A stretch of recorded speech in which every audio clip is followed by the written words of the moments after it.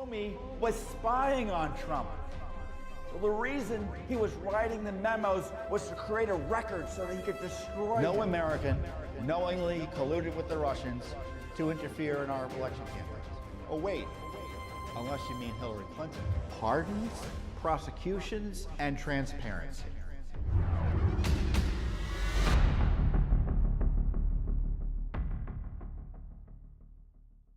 Hey everyone, Judicial Watch President Tom Fitton here with our weekly update here on social media. Thanks for joining us. Obviously, this is a coronavirus special update. I'm not in the office this week as our operations have been curtailed a bit by the onerous shutdowns here in the nation's capital, but a lot to talk about. I'll give you the latest on coronavirus, of course. Plus, on top of that, we've got a new major court victory to announce in Maryland in our efforts to ensure that state is cleaning up its voter rolls. Plus, we've got new emails that are going to knock your socks off about the Spygate conspiracy, really, which was criminal in nature, targeting President Trump. Plus, I'll also talk about the new developments on the FISA cover-up, the Spygate cover-up now being enabled by the Republican majority in the Senate, believe it or not. So a lot to cover. First, obviously, is the current coronavirus crisis. We have 26 million people, at least, well over 26 million, out of work as a result of these onerous shutdowns by state governments of virtually everything in their states. New York, New Jersey, California, you name it, these major states have shut everything down. Here in the District of Columbia, the city is closed essentially. Maryland and Virginia, similarly, so the D.C.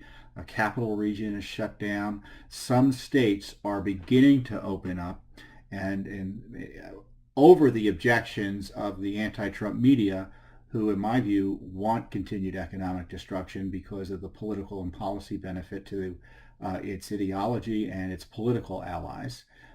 And so there's this pitched battle over whether or not we're going to continue these senseless shutdowns that are destroying our economy and attacking our freedom. And so the debate continues with the Georgia shutdown, where the governor there is further allowing additional businesses to open. I guess the president's upset with some of what he's doing, but in the end, being a good federalist, the president deferred to the governor of Georgia, even though he may disagree with him on the specifics. But let me say this, and I'm going to repeat it. It bears repeating because I've talked about this repeatedly. The presumption ought to be that everything is open. You should be able to go to your church. You should be able to go to your work. You should be able to go to your school. You should be able to do anything that you want to do in a free country, barring emergency reasons that the government might have to prevent you from doing so. And the idea that there's a compelling government reason to shut down an entire society to control a pandemic obviously doesn't make sense. This coronavirus is not going away. You know, the models have collapsed, so they've came up with new models, and they've collapsed. Now the new mantra is now we have to have testing, or now we have to have cases decline for 2 weeks straight. I don't know why that necessarily gets you to where you want to be, because presumably after it declines for 2 weeks straight and you begin to open things up again, it's going to go up on the uptick because more people will be exposed to the virus. And now the new mantra is, because the testing is obviously a silly hurdle, now the new mantra is contact tracing. Again, they're just making it up as they go along. You've got these public health experts who may be of goodwill, but really are just guessing their way through this crisis. And I don't just, I'm not saying they don't have a right to bring their expertise and advice to the table. But the president and the governors need to look at their advice in the context of the destruction to our economy. There's a local news story here in D.C., the Montgomery County, which is a major suburb north in Maryland. It's basically one of the biggest Maryland suburbs of the District of Columbia. They've had a 25% increase in domestic violence since the shutdown has begun. So where's the modeling for the damage to families and lives over domestic violence? Certainly the president and the vice president have acknowledged that they've got to reopen our healthcare economy, which unbelievably has been shut down in response to a pandemic. How do you like that logic? We're facing healthcare issues, so let's set up our system in a way that forces doctors to fire their staff and shut down their practices and puts hospitals in economic peril. So our healthcare industry was being decimated, and now the president and vice president have had to step in with new policies to try to resurrect it. We have a $500 billion new stimulus package, or however you want to call it, that would provide aid directly, again, to companies who are trying to keep their payrolls intact despite having no revenue or income. But the government can't substitute for an economy. I have no doubt that money will help people stay employed for a few weeks longer than they otherwise would have. I have no doubt that the unemployment benefits, which are now at some point, for many people, more generous than them actually working. Yes, you heard that right. If you're on unemployment, you may make more money than you would have if you were working. So you've got this distortion of the system being introduced by the federal government that's helping us, right? And now you've got this continued sustained attack on potentially effective treatments. Hydroxychloroquine, you may have seen news stories highlighting basically a study that really wasn't a study, suggesting there were deleterious effects to taking hydroxychloroquine. I keep on mispronouncing it. Ignoring all the evidence out there that it's an effective treatment and preventative potentially. But if you have an effective treatment potentially and a preventative, well, that gets in the way of the shutdown mania, so the media has to suppress it. And of course, if the president was pushing it, then it really needs to be suppressed because of this ideological and political stake that the left media and their political allies have targeting the president over everything. So we've got 26 million people unemployed. The media doesn't give a rat's tail about them. Oh, they pretend to, but they really don't. Because if they did, what would the questioning be at the White House briefing? What would the questionings be? The questions would be, Mr. President, how quickly can we get the government? How quickly can we get the states open?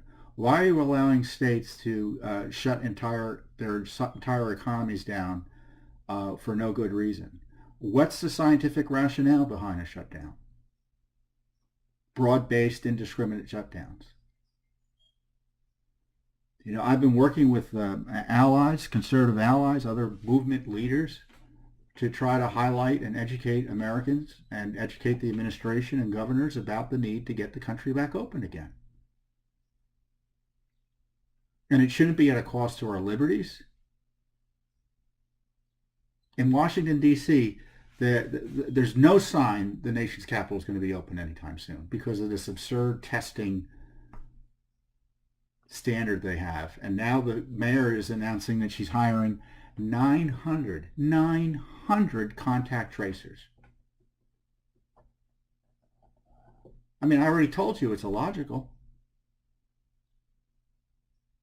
You know, this shows you that the science is just mumbo jumbo in many ways, because you know, those of you who follow this, you may recall that we were told that contact tracing only works when there is a case or two here, a case or there, a case or two there, where they have a limited number of cases that they're trying to track and basically isolate the virus before there's a community spread, right? Well, there's already been community spread.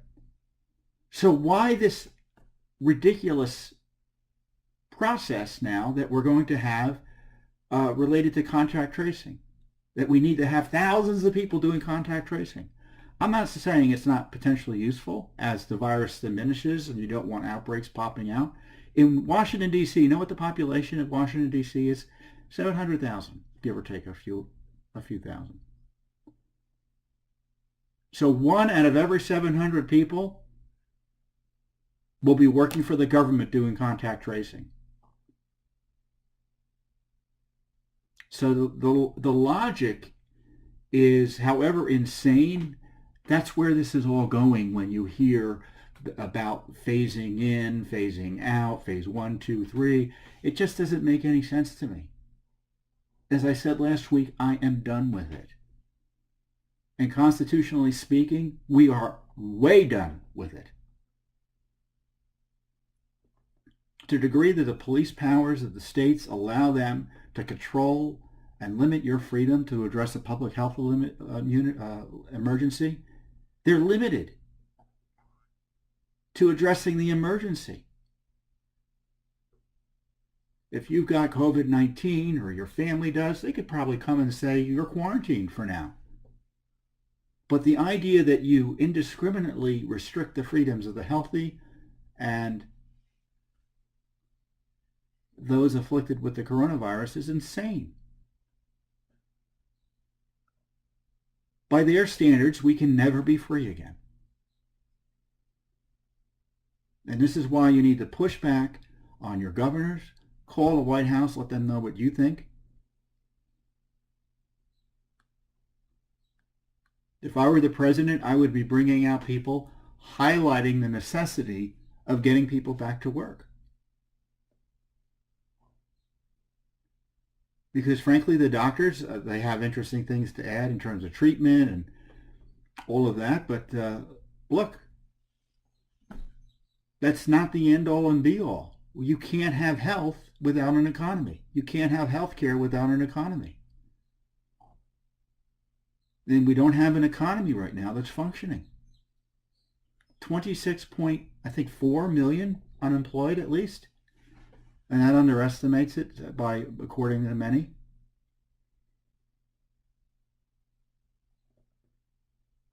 Many of those people can't, for all the money that's being sent out of Washington to try to help people, many of those people don't have enough money to buy food. You see the food lines, hours long. Are the governors going to go and arrest people not social distancing as they wait online to feed their family because they've been deprived of a job by their governors? Now, Attorney General Barr has suggested that if things get out of hand with these shutdowns, he would intervene. The Justice Department would intervene. I don't know what he's waiting for. I mean, as often with the Justice Department, the rhetoric doesn't match action. If these were voting rights being suppressed, if these were the sort of the rights that the left focuses on, the Justice Department would be intervening immediately. But because it's the right to property, the right to religious expression,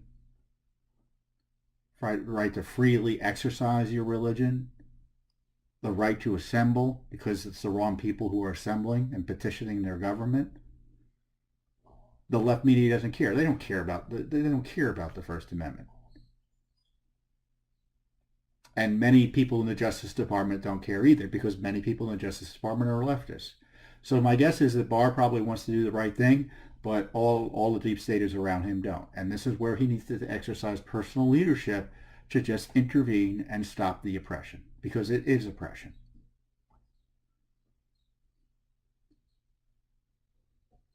Wow, Judicial Watch has at least 30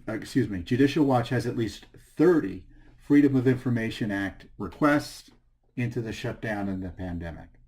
So we're looking at it, and obviously we're monitoring the situation and are considering when and where possibly we could file more direct lawsuits to stop some of the worst form of oppression.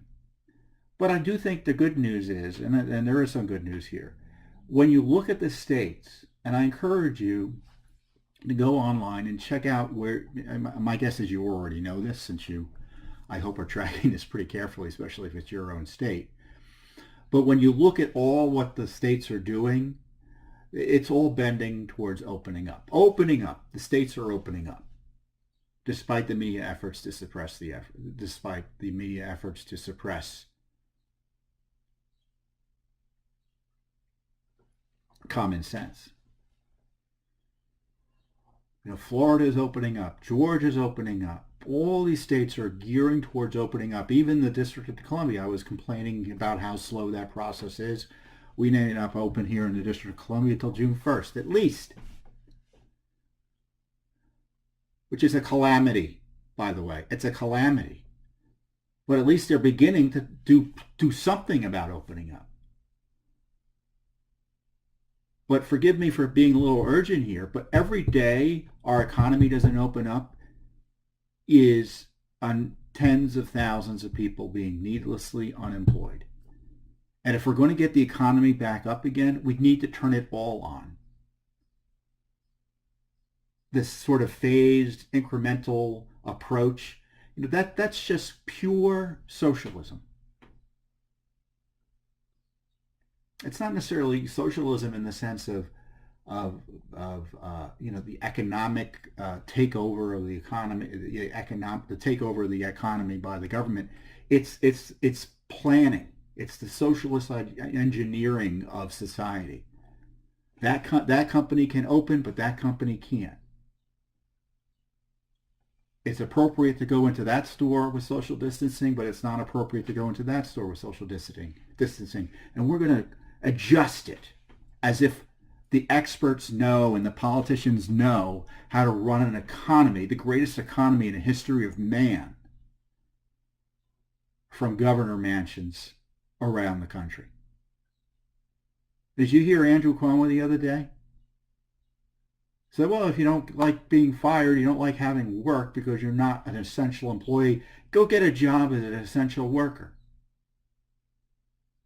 I mean, that's the sort of arrogance and tyrannical thinking that, in my view, should require the Justice Department to go in and rescue the citizens of New York from their governor who is suppressing their freedom without any foundation.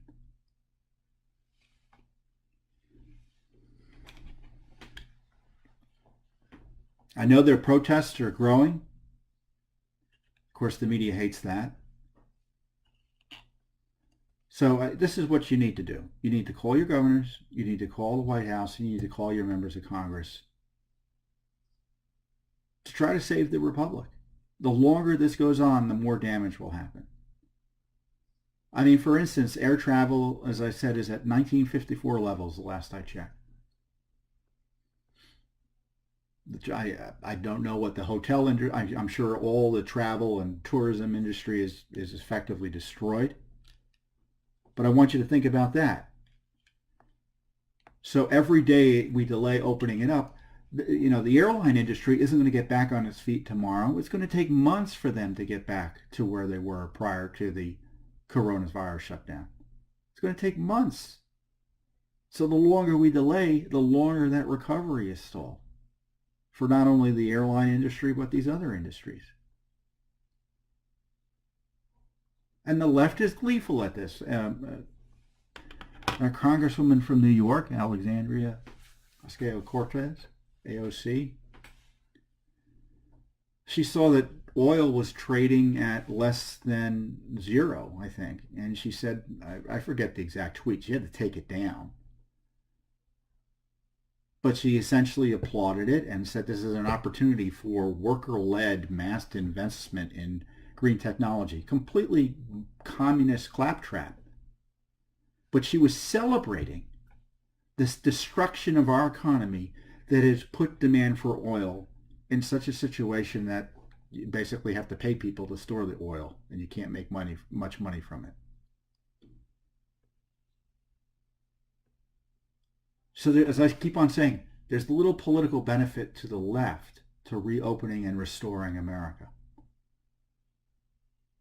And I would encourage the president to recognize that and encourage the governors to understand that.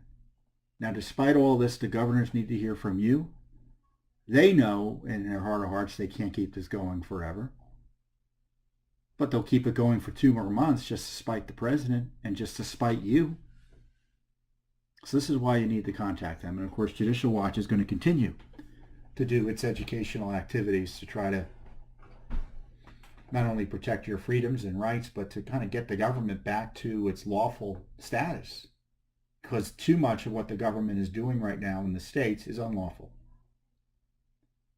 And the courts are going to be hesitant to curtail it. So it really is going to take citizen activism in order to protect your own rights. We'll do what we can with the tools we have, but you have to recognize that your right to petition your government, however restricted, could still be key to helping get this country back to where it belongs. So that being said, the coronavirus crisis is, as I said, you can see from this update, it's curtailed our activities a little bit, but not much. We're still doing the work necessary to uncover government corruption. We're still in court litigating. The courts are still operating more or less, at least in the areas that we're concerned about. There have been some delays.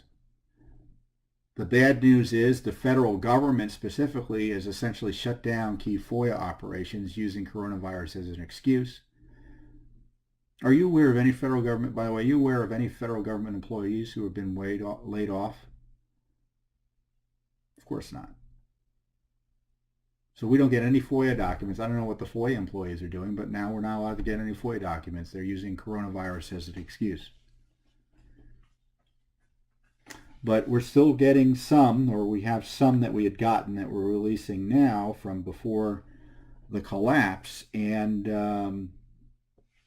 the documents are from the email communications between Page and Strzok. Now, they are sitting on the FBI and Lisa Page was the former FBI attorney who had this illicit adulterous relationship with Peter Strzok, the other top counterintelligence official in the FBI, and between the two of them, they hated Trump and loved Hillary Clinton. It's pretty clear based on the text messages, the insurance text messages and things like that.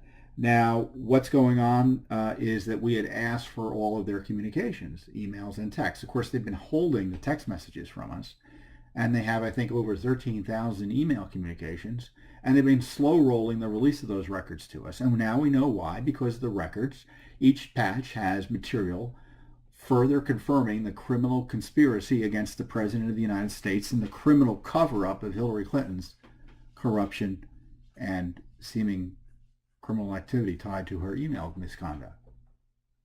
And the latest batch of emails is just incredible. And it implicates who? John McCain. People forget that the late senator, his people, circulated the smear dossier that essentially called the president a traitor. So McCain was in on it. And now the documents show that the FBI had every reason to know almost immediately that not only that McCain was leaking the documents, but it also highlighted, these emails show, that they saw the dossier was being leaked 6 ways to Sunday by Team Clinton. This is just before the inauguration of the president, President Trump. And despite knowing that this group was leaking to try to destroy Trump, they were still trying to work with these people, I mean by Steele and Fusion GPS, to launder their dirt fraudulently into the FISA warrants. In fact, that's what they were literally doing. This is our first paragraph. The records include an email dated January 10th, 2017, in which Strzok said that the version of the dossier published by BuzzFeed was the publication that first published the smear, was identical, in quotes, to the version given to the FBI by McCain and had differences from the dossier provided to the FBI by Fusion GPS co-founder Glenn Simpson and Mother Jones reporter David Korn.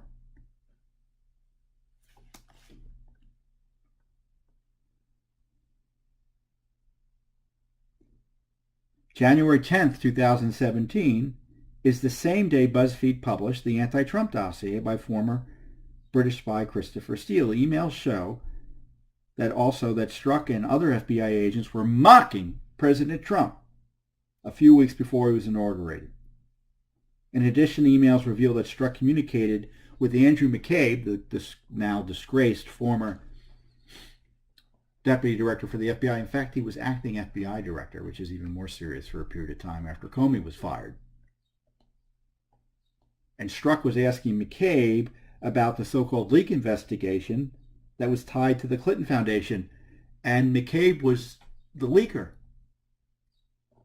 He was implicated in the leak. So that email is really interesting. But there's so much here to unwrap, and I'm going to go through it with you more directly. This is the big email about them knowing that the McCain gang was involved in the leaking, or strongly suggests they knew or should have known. And it also shows that there was more than one dossier floating around out there. And well, I've already told you that. There have been multiple Trump dossiers. This is what was going on. You had Steele giving the dossier to the FBI. You also had Steele laundering additional material through Bruce Orr and Nellie Orr. You had the State Department laundering the Steele material into the State Department, into the Justice Department. You also had the Obama State Department laundering Clinton campaign operatives who had a similar dossier, Sidney Blumenthal and Cody Shear. They were passing that along to Steele and the State Department as well. And then, of course, you had the version by McCain, which is different, that was also given to the FBI. So by my count, that's 1, 2, 3, 4, what is it, 4 or 5 dossiers?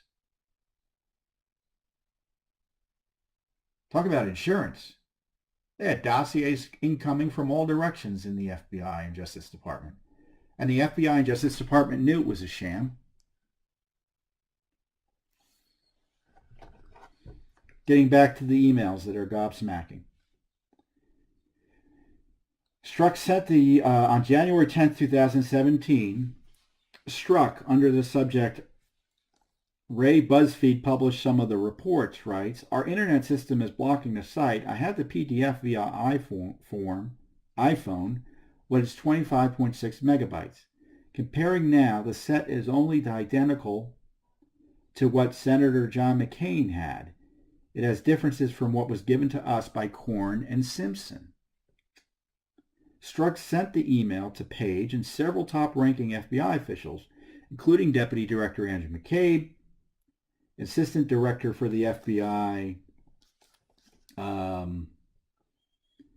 Assistant Director for the Counterintelligence Division, Bill Priestep, who was a step above Strzok, it looks like, Deputy Assistant Director of Counterintelligence John Moffa, Assistant Director for Public Affairs Michael Cortran, General Counsel James Baker, and Directors Comey's Chief of Staff James Rubicki.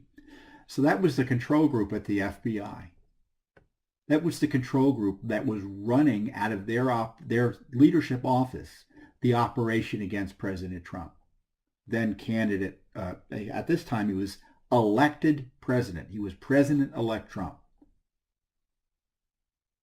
And they're gathering this dossier material and recognizing that McCain, or someone close to McCain, it turned out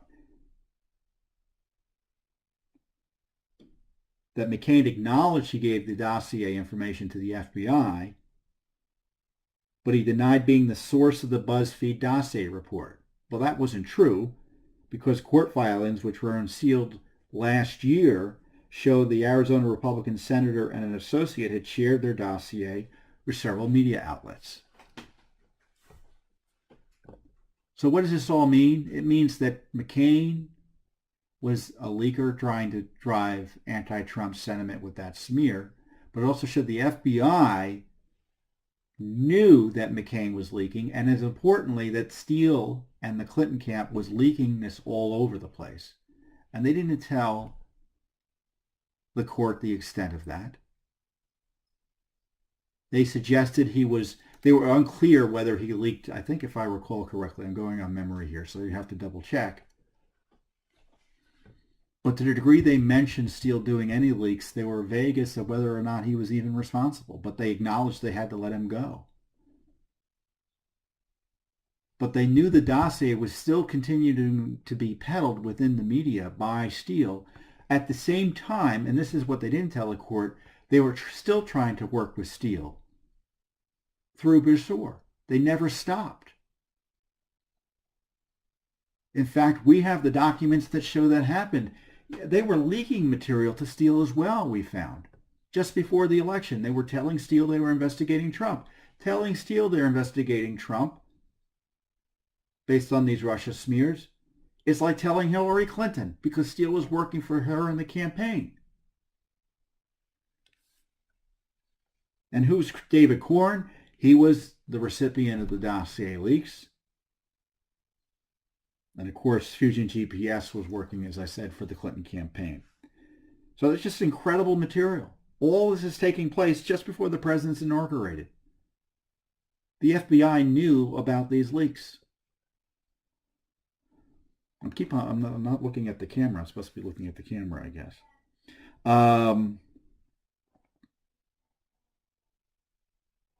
Now, this is another classic. So, what happened with Andrew McCabe and the leaks? So, the irony here is that there was a suggestion that the FBI was suppressing an investigation into the Clinton Foundation, when in fact it was the Justice Department who was stopping the FBI, it looks like, from doing anything. And McCabe was upset about that and leaked that they were still doing something on the Clinton Foundation. And they had, DOJ may have tried to do something, but he leaked that they were still doing something on the Clinton Foundation, when in fact they really weren't doing anything, but that's another matter. So the irony is that, and that leak was investigated, McCabe initially denied he was involved or suggested he had permission, and it turned out that that was not the case, or that's what the IG concluded, and that's why he was referred to the Justice Department for prosecution, which Attorney General Barr refused to do. Incredibly. So this email shows that Strzok was trying to figure out what was going on with the leak investigation, and who was he asking about it? Andrew McCabe. So it's just incredible. The new production concludes an email, December 22nd, 2016, in which Strzok asked then Deputy Director Andrew McCabe if the FBI had opened a leak investigation into the Clinton Foundation media reports. Strzok writes, I received word via Jen tomorrow morning Mike S., presumably Executive Assistant Director Mike Steinbeck, wants to talk about whether we've opened a leak investigation into the publicity surrounding the Clinton Foundation. He said he'd like to discuss, as the D, meaning Comey, would like to do something. I need guidelines as to how, if you'd like me to detail the media poll we conducted. As you may recall, we have not detailed that activity other than to you and Bill. McCabe's reply to Strzok is redacted. So they're protecting McCabe still to this day, the FBI is. So this is the outrage here. McCabe did it. He didn't tell anyone he was doing it. You can bet he didn't tell Strzok that. And he's directing the investigation into himself. It's like these spy movies where I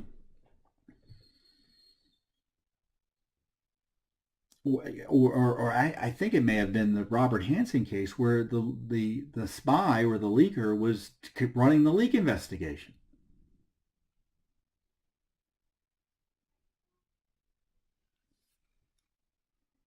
And of course, McCabe was fired because he lacked candor under oath and not under oath, but never prosecuted. But if in the FBI, if you're a senior anti-Trump FBI official, you get a pass from the deep state, and frankly, the leadership of the FBI, Wray and Mr. Barr. This is what the IG report concluded about McCabe. McCabe's disclosure of the existence of an ongoing investigation violated the FBI's and the department's media policy and constituted misconduct. McCabe was referred for prosecution, and DOJ declined to do anything. So more information about the depth of corruption by Andrew McCabe. I mean, it's pretty clear, Strzok's email is that he didn't know Comey was involved in the leak investigation or was the leaker. He wouldn't have been asking him for direction. And why is McCabe's response being withheld from us? Huh, Director Ray? Why do you keep covering up for the corrupt Obama gang that destroyed whatever remnant of reputation the FBI had? Documents also include several emails in which Strzok forwards Russia-Gate-related news articles to Page and other FBI officials. On January 1st, 2017, Strzok forwarded to Maffa and another identified official a New York Times article titled "Trump Promises Revelations on Hacking." The article discusses President-elect Trump's skepticism about U.S. intelligence assessments of Russia hacking relating to the 2016 election. Strzok cut and pasted a quote from the article in which Trump said, "I don't care what they say, no computer is safe. I have a boy who's 10. He can do anything with a computer. You want something to really go without detection, write it out and have it sent by courier." Seems like a reasonable. That's probably true. The article mentions that Trump said new information would be coming out that following Tuesday. Strzok then says in his cover note, "I think the Tuesday surprise is all the stuff Redacted told him during the CI, the counterintelligence briefing." So now you know that Strzok was involved in the counterintelligence briefings to the President of the United States. Probably about a compromise. He did, and this is, he writes in DID in capitalization, he did mention this stuff about his son and the computer password. A redacted FBI agent, meaning the name of the agent's redacted, replies to Strzok, but the reply is also redacted. Another FBI agent then responds, to be accurate, he called it a code word, not a password. Ha! Exclamation point. Strzok replies, funnies. So there you got senior FBI officials gossiping about the president's counterintelligence investigation and making fun of the incoming president. Further confirming Strzok thought little of the president-elect and was willing to engage in nasty gossip with his colleagues about him. And we've had other emails showing he was sending around the worst of the worst conspiracy theories about Trump and Russia. And this is just icing on the cake. For instance, this is another email. On December 15th, this is an interesting one. Strzok forwards to Page, Lisa Page, an article from the Daily Mail, which states that a former British diplomat, Craig Murray, claimed to have received emails that were stolen from the DNC and John Podesta. Remember, that's the emails that were supposedly hacked by the Russians. How do we know they were hacked by the Russians? Because the Obama gang told us so. And I guess we're not allowed to ask any questions about how they knew. Frankly, I don't believe anything. I believe the Russians probably hacked them, but I don't believe and trust the Obama gang to have figured it out one way or another. Murray said he received the emails near the grounds of American University in Washington, D.C.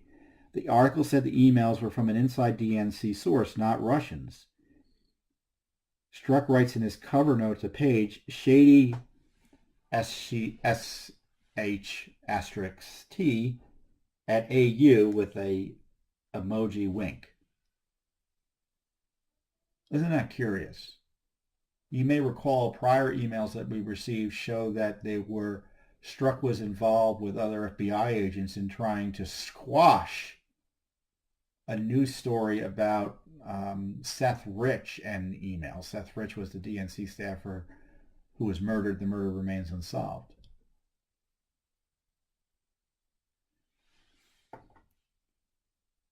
And what do you make of that email?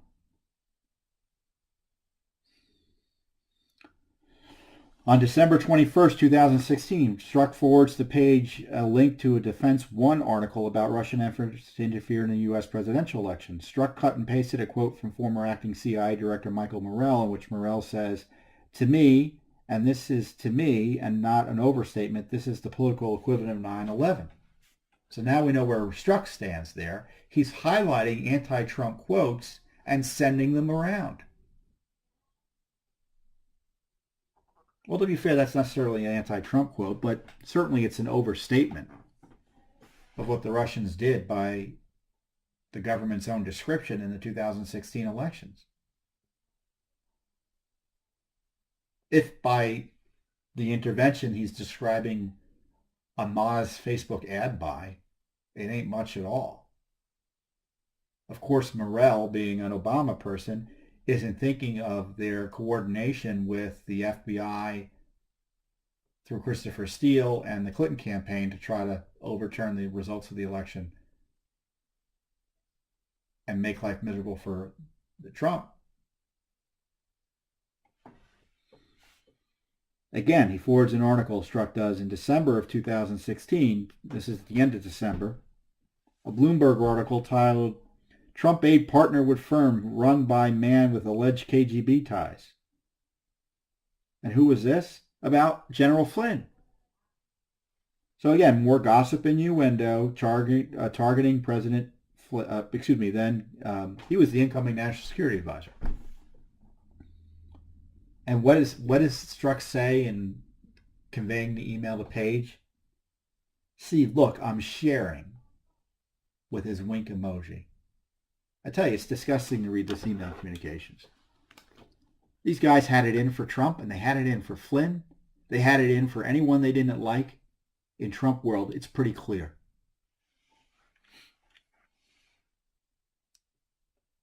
Well, let me just say again, the president should pardon General Flynn. These emails are further demonstration he was unfairly targeted by the Obama gang. Any prosecution or investigation of him is tainted. He was ambushed. They lied about whether he lied. We can't trust anything, any prosecution conducted by either the Obama administration, the Mueller investigation, or frankly now even the DOJ tied to Russia interference. The theory, and anyone else caught up in that investigation like Manafort, Flynn, and people like that, I'd pardon them all. And Flynn should be pardoned first thing.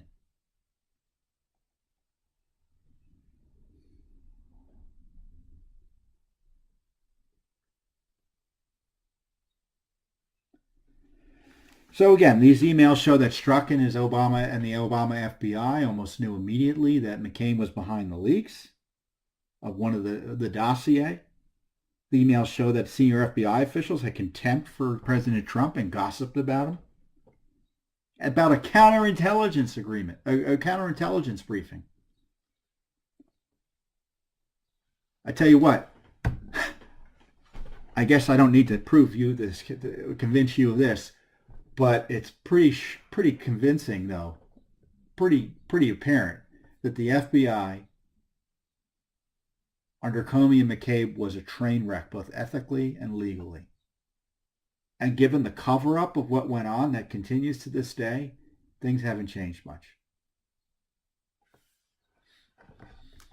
Really incredible stuff. And, before I move on to the next topic, I want to explain the details that we're now getting out of this fraud Senate report, which supposedly supports the Obama gang's analysis of the Russia interference in our elections.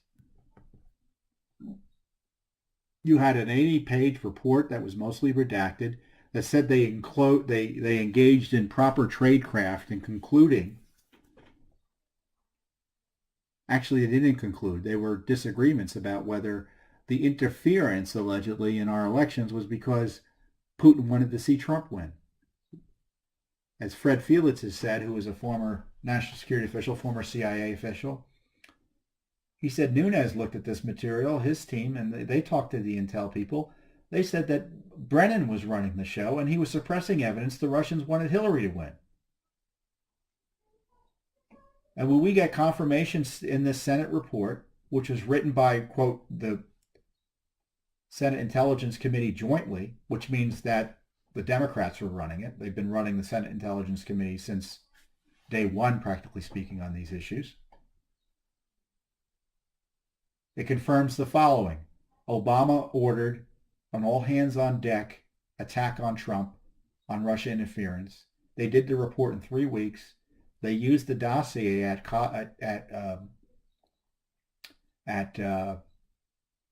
Comey's insistence. They attached it. There was no credible information. It was a bogus analysis that the reason the Russians, quote, interfered in our elections was to help Trump.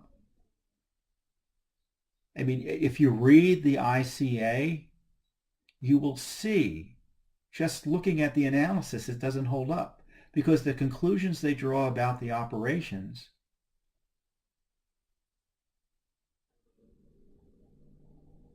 could easily be changed to say the Russians thought Clinton was going to win. They had an interest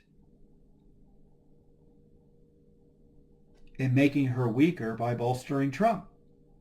And of course, they all were writing that intelligence assessment saying that Putin was on Trump's side, or wanted him to win, despite knowing and having information that the Russians may have been working with Steele and Clinton directly to hurt Trump. And the Senate Intelligence Committee completely failed in highlighting that. And the Senate majority, the Republicans, Senator McConnell should be asked why he allowed this garbage report to be published. Senator Burr should be asked why he allowed this garbage report to be published. And it shows you these intelligence agencies oftentimes run the show when it comes to oversight in Congress. And this is why Nunes is the exception that proves the rule, because typically the head of the intelligence committees are tools of the agencies. And Nunes is so hated because he refused to be a tool. I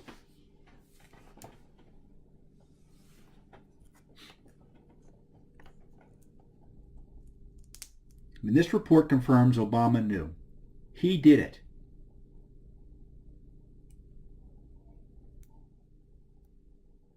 And I don't know what the Russians did with their interference in our elections. I don't know what the scope of it was, whether it was material or why it was done. But I can tell you there's no reason to believe or trust any analysis about it out of the Obama administration. And one of the great failures initially of the Trump administration was President Trump's appointees who were oblivious just to continue to accept the Obama administration's conclusions about Russians' intent in interfering in our elections and the scope and the nature and the purpose, as opposed to doing something substantive and asking what was going on here, that the Obama gang rushed out this intelligence report breaking all the rules and norms to make Trump look bad. They just accepted it. Coates, who was rightly fired by Trump, were pushed out. Comey, obviously he had an interest in continuing the lies. Trump finally fired him.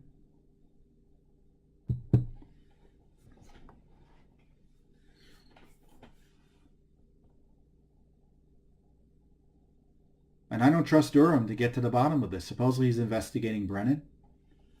Brennan was behind, according to reports, the scam ICA.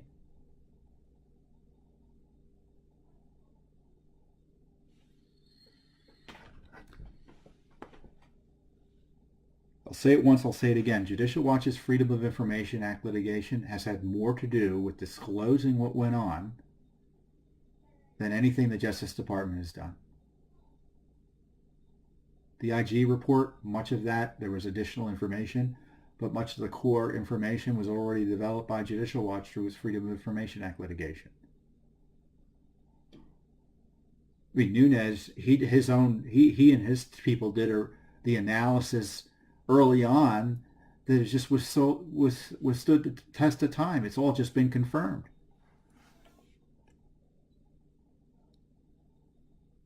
DOJ and FBI continue to suppress and stall and delay justice on this, the worst corruption scandal in American history.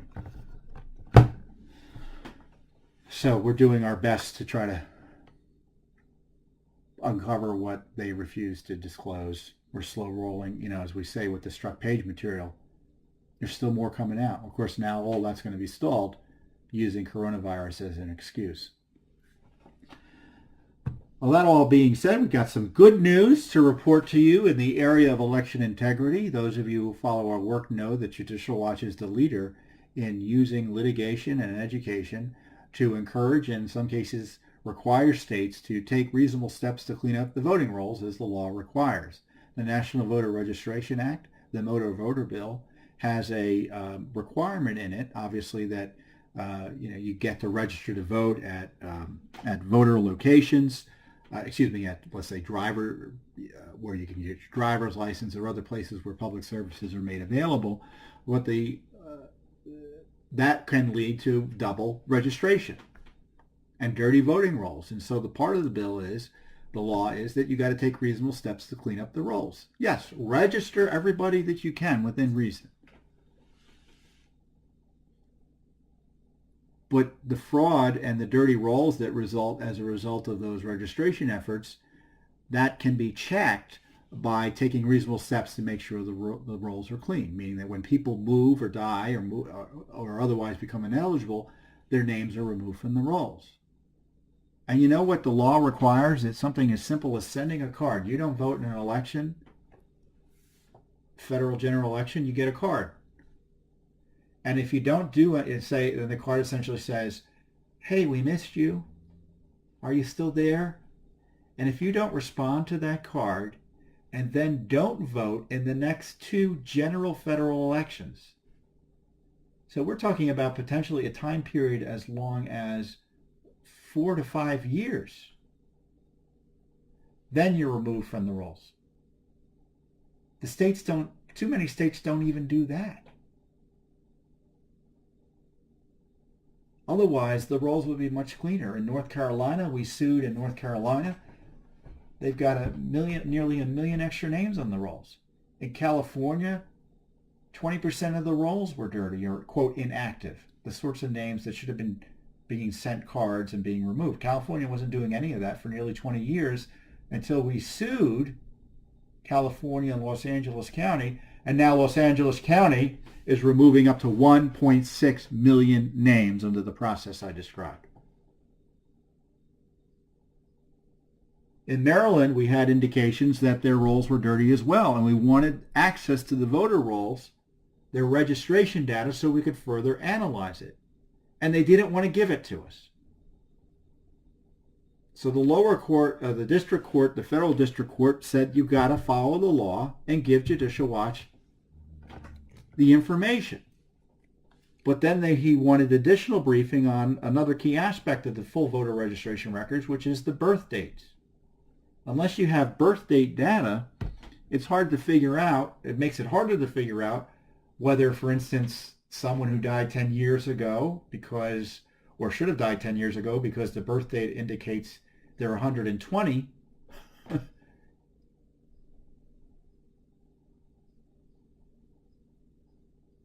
with the birth date, you can figure out there's a problem. Makes sense. It's public data. It's the part of the registration record, and Maryland didn't want to give it to us. And the court said, you got to fight. You got to do it.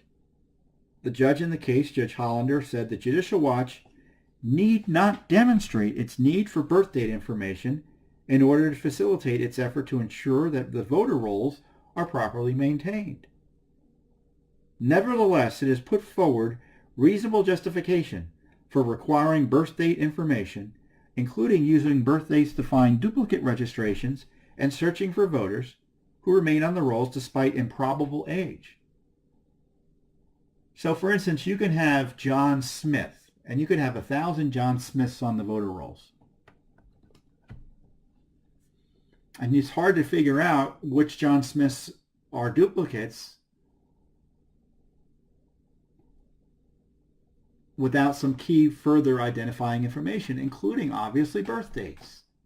So if you got 2 John Smiths with the same birth dates, it's a pretty good indication that maybe there's a duplicate file there. And the court noted that we didn't even have to provide a reason. We had a right to it, but we did. We went the extra step.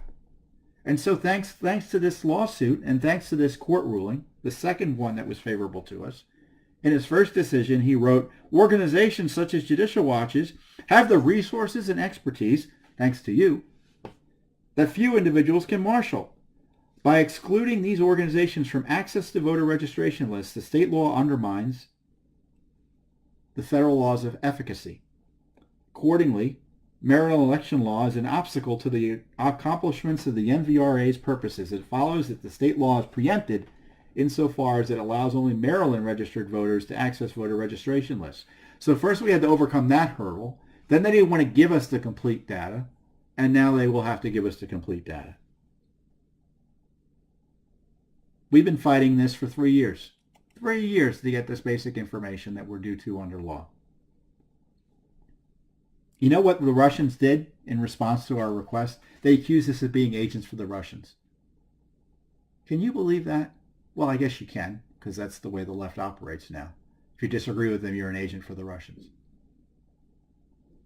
So you had official government bodies in court telling us that we were agents for the Russians. Isn't that outrageous? Because we want to make sure that your votes are more secure because the voting rolls are cleaner. Because dirty voting rolls can lead to dirty elections. And I tell you what, the left hates the idea of clean elections because they want to be able to steal elections. That's what I've concluded after years of doing this work.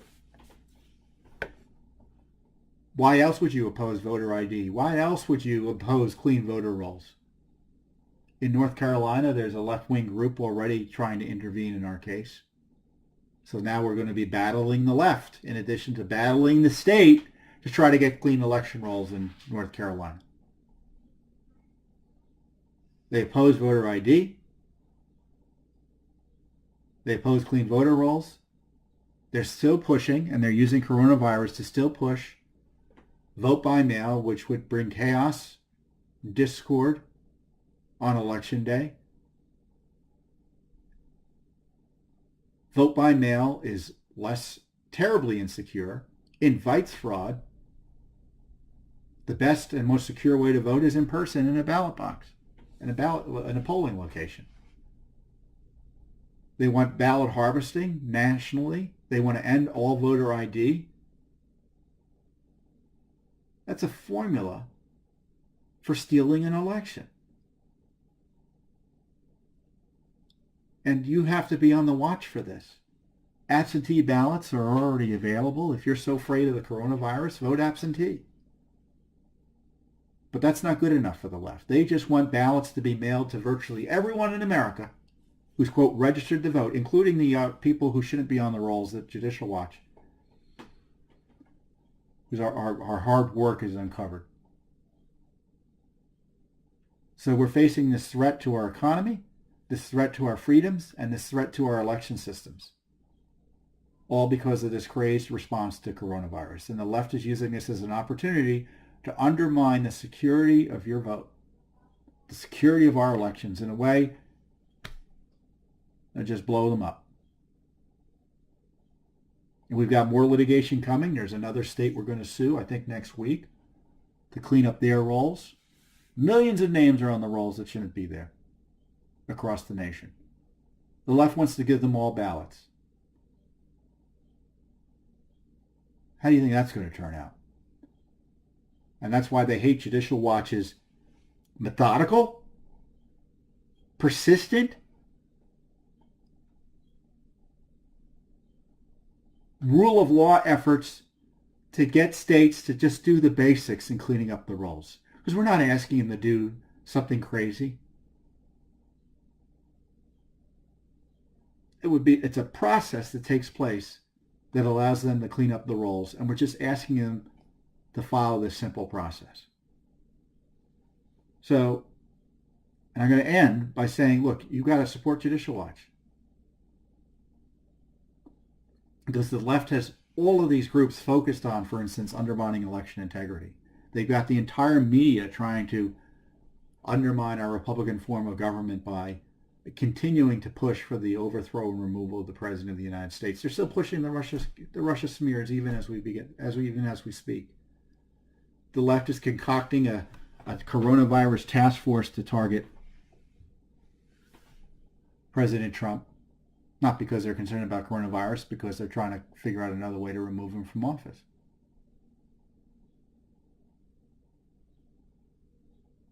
And who stands for the rule of law on all of these issues in ways that the Justice Department, the major media, obviously is part of the problem in many respects, and Congress refused to do? Judicial Watch. And the reason we're able to do this, the reason we have the resources, the reason the courts respect our litigation is because of the strong support of Americans like you. Join our cause, join our movement, support Judicial Watch, support the Constitution, and support the rule of law. I'll see you next week here on the Judicial Watch Weekly Update.